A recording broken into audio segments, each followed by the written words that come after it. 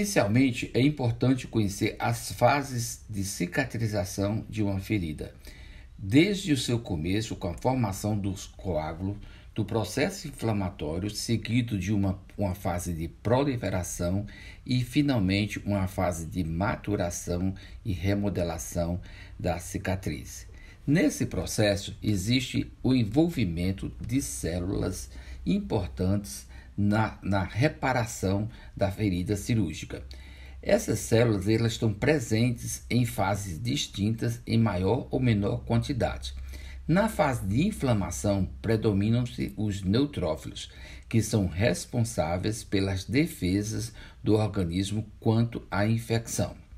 Na fase seguinte, na fase proliferativa, existe ainda as células chamadas de macrófagos, que também fazem essa defesa, mas já começam a aparecer umas células chamadas fibroblastos, que são células que irão produzir tecido para ocupar e para reparar aquela lesão feita cirurgicamente ou não. Por fim, vem a fase de maturação. Essa fase de maturação e a fase final da cicatrização, os fibroblastos predominam e ocorre a reparação do dano. Pensando nisso, é importante que a gente saiba escolher qual o melhor fio cirúrgico, qual o fio cirúrgico ideal para o seu procedimento. Os fios cirúrgicos eles apresentam características muito particulares dependendo do material que eles foram feitos. Por exemplo, é importante saber qual a resistência desse fio. O fio cirúrgico precisa ter uma resistência adequada para a tensão que será submetido. Então, se você faz uma laparotomia, uma cirurgia grande, não adianta você querer fazer uma sutura com fios muito finos na pele, porque o paciente no pós-operatório poderá ter um acesso de tosse, aumento da pressão intraabdominal e isso poderá abrir a cicatriz cirúrgica. O fio precisa ter um mínimo de reação tecidual possível, porque com o tempo os fios promovem alguma reação tecidual, seja ela na forma de processo inflamatório ou não. Mas essa reação, quanto menor, melhor, porque também é uma agressão aos tecidos, ao organismo. Não pode o fio eliminar produtos tóxicos para o organismo, porque seria uma forma de acrescentar agressão ao organismo. Não facilitar a infecção ou se permanecer estável na sua presença. É importante que o fio não facilite infecção, não estimule a infecção. E se essa acontecer, ele precisa permanecer com todas as suas características intactas. É importante escolher o calibre e a resistência sejam constantes. Ou seja, se você traciona um fio e ele quebra ora num canto, ora em outro, significa que o fio pode ter algum processo de degradação, mesmo que não seja percebido a olho nu. Precisa ter um coeficiente de atrito adequado para o local que você vai suturar. Os fios sintéticos geralmente têm esse coeficiente de atrito menor, deslizam mais facilmente nos tecidos e por isso são menos traumáticos. Precisa ter uma capacidade de manter a resistência até quando você programou. Por exemplo, se você faz uma sutura e quer que esse fio permaneça no seu organismo por 6 meses, pelo menos, então você não vai usar um fio de uma absorção rápida. Além disso, o fio precisa ter uma velocidade de absorção que não seja afetada por líquidos corporais. Se houver uma infecção, uma formação de pus ou mesmo líquidos como drenagem de ascite ou líquidos mesmo provenientes de processos inflamatórios, esses não podem alterar as características do fio. O fácil manuseio do nó e a firmeza deste nó ao ser realizados são de importância na escolha do fio, especialmente em locais onde o risco de desfazer o nó cirúrgico torna-se grande. Elasticidades adequadas permitem que o fio seja tracionado sem que seja rompido. não deve sofrer alteração quanto ao processo de esterilização, seja ele na consistência ou mesmo nas suas propriedades mais particulares. Tem uma baixa capilaridade para não ser veículo de infecção e de nem permanência de bactérias na linha de sutura.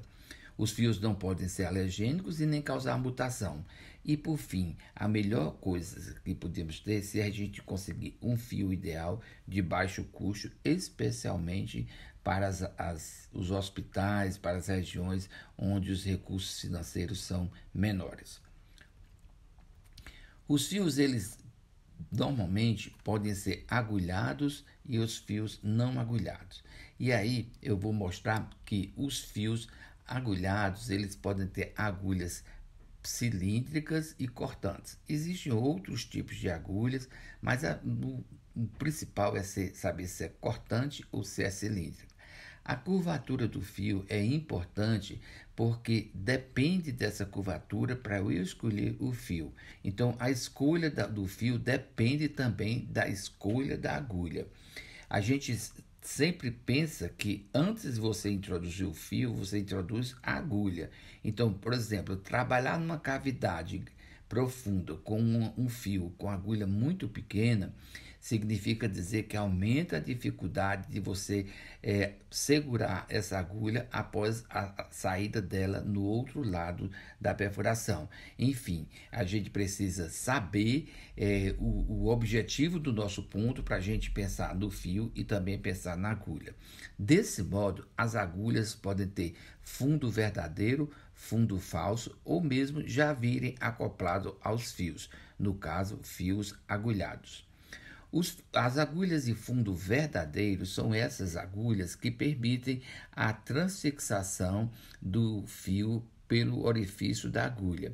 É como se fosse uma agulha de costureiro.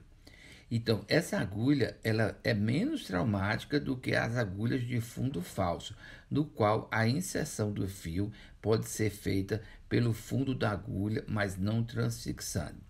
Isso é importante porque na hora que a gente faz o ponto, a gente tem que lembrar que o fundo da agulha é o que mais traumatiza a região, porque muitas vezes a ponta da agulha ela é mais fina, ela é cilíndrica e entra facilmente, mas ao progredir a agulha sobre os tecidos, você vai observar uma laceração, principalmente naquelas agulhas mais traumáticas, aquelas de fundo falso e mesmo aquelas de fundo grosseiro. Os fios cirúrgicos, eles podem ser assim divididos em absorvíveis e inabsorvíveis quanto à sua capacidade de se destruir nos tecidos ao longo do tempo.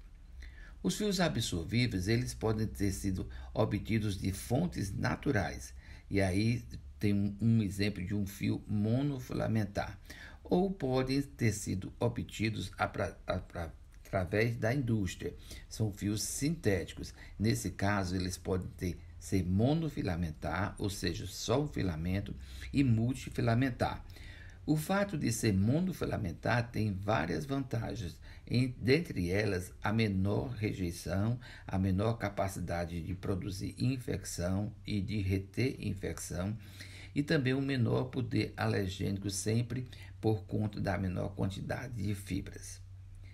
Entretanto, os fios monofilamentares podem ser menos resistentes.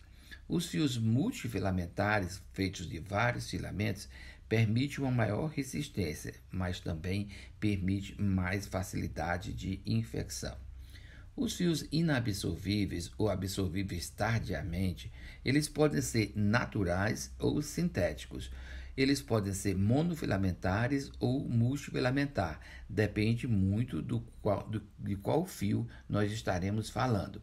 De um modo geral, os fios absorvíveis naturais, eles são principalmente representados pelos catgut simples e catgut cromado, do qual falaremos ao longo desse vídeo. Os fios absorvíveis sintéticos multifilamentares são aqueles que envolvem mais de um filamento e eles são representados pelo ácido poliglicóico, é o Dexol, nome comercial, e a poliglactina, que é o Vicryl. São fios mais resistentes do que os fios naturais, porém têm uma absorção, embora uma absorção um pouco mais tardia. Os fios sintéticos monofilamentares, o poliglicarprone, o monocril, e polidiaxonona, que é o PDS, e o poligliconato, que é o Maxon, são exemplos de fios nos quais o processo infeccioso tende a ser menor e a rejeição e o processo inflamatório decorrentes de sua permanência, mesmo que seja por mais tempo, não são suficientes para causar grandes alergias. Os fios inabsorvíveis, eles podem ser naturais ou sintéticos também. Os fios naturais multifilamentares, aqui não tem monofilamentar, algodão, seda e linho. O algodão e a seda são os mais utilizados dessa categoria. A vantagem é o custo, que é menor, e a grande desvantagem é a facilidade de infecção com esses fios. A resistência deles é considerada boa, dependendo da espessura que foi utilizada. Os fios inabsorvíveis sintéticos, eles podem ser monofilamentares, no caso, uma poliamida, que é o mononylon, um exemplo do nome comercial, polipropileno, o prolene, polibutester, o nováfil, e o aço, o aciflex. Então, esses fios monofilamentares inabsorvíveis, eles são utilizados quando você pensa numa sutura que precisa demorar muito tempo. E aí é importante que você faça a sutura, mas fique observando a evolução dessa sutura e do posicionamento desses fios, assim como o processo inflamatório. Apesar dos fios serem sintéticos monofilamentares, muitas vezes podem causar também alergia, mas eles são preferidos aos fios multifilamentares, que são fios mais resistentes, porém os multifilamentos podem facilitar a infecção ou mesmo a inflamação. Dentre os fios multifilamentares, a poliamida, o nurolon, poliéster, o mesilene, o poliéster com cobertura de polibutirato, etibond, silicone, o ticro e o teflon. Então, são exemplos de fios multifilamentados, assim como o aço trançado, que podem ser utilizados quando você precisa de uma permanência muito mais longa e maior resistência naquela sutura, pois ela ficará sujeita a uma tensão, a uma movimentação do paciente. De modo, vamos falar agora que esses fios, eles apresentam características que vão ser muito diferentes de acordo com a sua fabricação. Então é importante a gente saber quanto ao filamento, quanto à perda da força após 14 dias, quanto o tempo de absorção, a força que esse fio aguenta na tração, no seu manuseio, a reação tecidual e mesmo a facilidade de dar o nó cirúrgico. Nessa tabela aqui, se você observar com mais cuidado, você vai ver as características de todos esses fios citados anteriormente e dessa forma você pode escolher mais facilmente qual fio que você deseja utilizar. O Catigull simples é um fio cirúrgico antigo de grande reação tecidual, cuja sua absorção ocorre de 7 a 10 dias. É utilizado para ligar vasos, anastomose, aproximação de tecidos subcutâneos. A sua característica de ser natural e trançado causa uma maior incidência de infecção nas feridas cirúrgicas. Além disso, nas pessoas desnutridas, por ser uma proteína natural, esse fio tende a perder a sua resistência mais facilmente. Para aumentar a resistência do Catigull simples, foi adicionado o cromo. O Catigull cromado veio com a adição do cromo ao Catigull simples. Isso permite aumentar o seu tempo de absorção para 21 a 28 dias. A reação desses tecidos do Catigull cromado aos tecidos permanece grande, é igual ao Catigull simples, aumentando somente o tempo de absorção. Esses fios eles são utilizados especialmente para suturas internas de aproximação de peritônio, alguma sutura em alguma alça intestinal, alguma coisa que você precisa ter uma hemostasia naquele momento, você quer que esse fio desapareça mais rapidamente e que isso não ocorra a possibilidade de hemorragias no pós-operatório. Fios absorvíveis mais resistentes, nós temos o ácido poligaláctico ou Vicryl, o nome comercial. Então, um fio bem mais resistente, ele tem uma absorção de 14 a 30 dias, uma reação tecidual menor do que os catiguts e é ideal para fechar aponeurose de áreas que não estejam sob grande tensão. Serve para aproximar subcutâneo, fazer chuleios em alças intestinais, serve para fazer esterografia. Enfim, são fios que têm uma resistência maior do que o catigu, mas são também absorvidos. Então, ele não é ideal para fechar aponeurose de áreas de tensão, pois isso poderá levar à formação de hérnias no pós-operatório tardio. A polodiaxanona, o PDS, é um outro exemplo de fio absorvível de tempo de absorção maior. A reação também é menor e tem as mesmas utilidades do Vicryl. É um fio monofilamentar, é incolor e vem em uma cor violeta. O seu manejo é um pouco mais difícil por conta da rigidez que é o PDS, a polodiaxanona.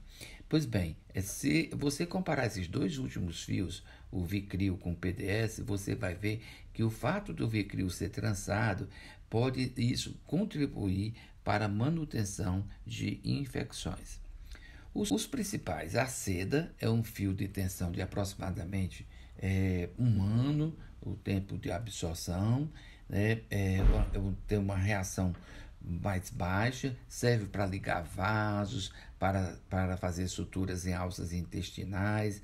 Agora, é importante lembrar que ele leva a uma reação tecidual. Então, se for utilizado em alças intestinais, não é interessante que ele passe por dentro da cavidade do intestino, ou seja, as suturas deverão envolver somente acero muscular e não passar por dentro da luz do intestino, pois isso facilitaria a contaminação da sutura. Os fios de algodão são fios bastante resistentes. A grande vantagem é que são muito baratos, mas têm uma reação tecidual e serve principalmente para ligar vasos e utilizar também em mucosa oral. É muito utilizado pelos dentistas quando fazem a sutura de exodontias. São fios bons, mas pelo fato de ser trançados, ele também facilita a infecção. O nylon, o mais comum e o mais utilizado na pele, ele é um fio muito importante porque ele tem um tempo de absorção muito prolongado. O nylon pode passar anos no seu organismo, no organismo do paciente, mas em geral, em torno de 2 anos, ele ainda permanece bem ativo. Produz uma reação mínima, é utilizado principalmente nas suturas de pele. O polipropileno, o prolênio, o exemplo dele, é um fio semelhante ao nylon. Ele é um fio bom porque ele tem uma resistência boa, mas ele tem uma memória, ou seja, a capacidade de manter seu formato inicial é muito grande, é uma memória do fio, e isso faz com que às vezes a gente tenha que dar mais nós ao iniciar uma sutura para diminuir o risco de desfazer aquela fase inicial. É um fio também inabsorvível, ele é utilizado intratérmico, serve para suturar fáscia e também pode ser utilizado com microvascular. Todos esses fios eles têm umas dimensões que vão de 0, quanto mais zeros o fio é mais fino, quanto menos zeros o fio é mais grosso. Então, desse modo, um fio 4 zeros ele é mais fino do que um fio 3 zero e este é mais fino que um fio 2 zeros. Só para você ter ideia, um oftalmologista ele trabalha com fios 10 zeros, enquanto nós da cirurgia geral trabalhamos quase sempre com fios do tipo 5, 4 ou 3 zeros, que são fios bem mais espessos do que aqueles utilizados pelo oftalmologista. A escolha do tipo do fio depende também do local da sutura. Por exemplo, internos, nós podemos utilizar fios absorvíveis, porque daí não há necessidade de retirada de fios no pós-operatório.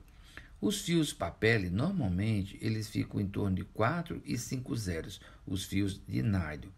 Os fios 4 zeros seriam papéis onde existe mais tração. Por exemplo, é um joelho, é um cotovelo, é uma sutura no dorso, ou seja, áreas onde estão expostas a uma tração maior e precisa de um fio de maior resistência. Os fios de calibre 5060 podem ser utilizados em áreas que tenham menor tração. Por exemplo, uma pálpebra, uma cirurgia na face, uma cirurgia na mão, onde após a cirurgia você percebe que a sutura ficará em repouso.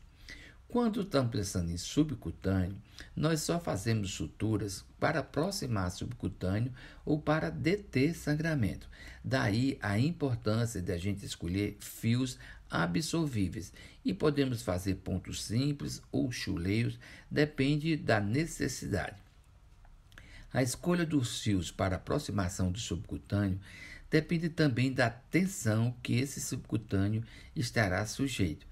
Normalmente, nós utilizamos fios 2 a 3 zeros.